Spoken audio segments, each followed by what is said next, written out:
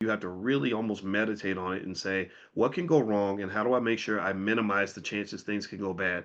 So if you approach wealth in a way with the mindset of most of the rappers, you're not going to have wealth for very long. And that's just a fact. All right, so let me jump in here. I'm going to give you some steps and information on what a Black Wall Street would look like as you build that. First thing you have to have is capital access. So there's a theory, the Solo model of endogenous growth theory, that basically says that sustained development requires capital accumulation. So that means you have to have savings, investment, and credit structures that recycle back into the community. So in order for Black economic systems to be built, you have to have access to capital, which we don't tend to have.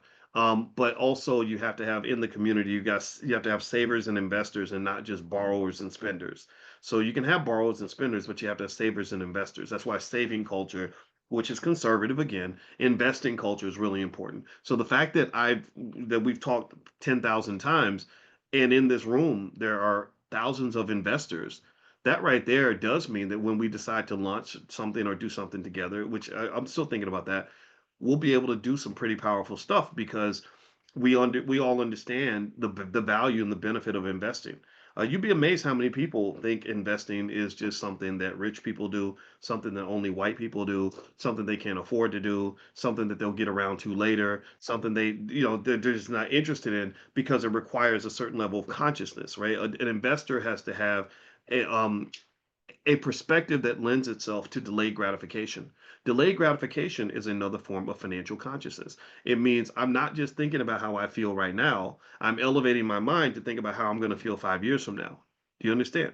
That's consciousness. I have to take myself out of my body and go 5 years in the future and think about the benefits I'll have 5 years from now, 10 years from now, in order to, to make the sacrifice I'm making right now.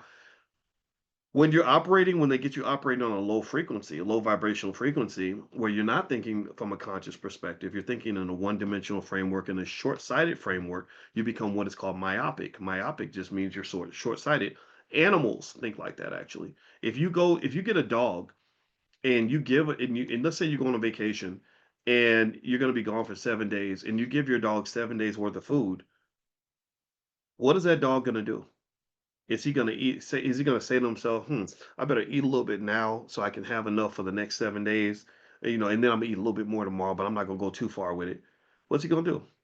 No, he's not gonna do that. The dog is gonna eat, he's gonna eat 7 days worth of food. He's gonna eat real good for about 24 hours, and then he's gonna run out of food, and by the time you get home, that dog might not be alive no more because he's gonna be starving, right? So really, if you think about this, the goal of capitalism, the sinister goal of Americanized capitalism, is to get you thinking like a damn dog.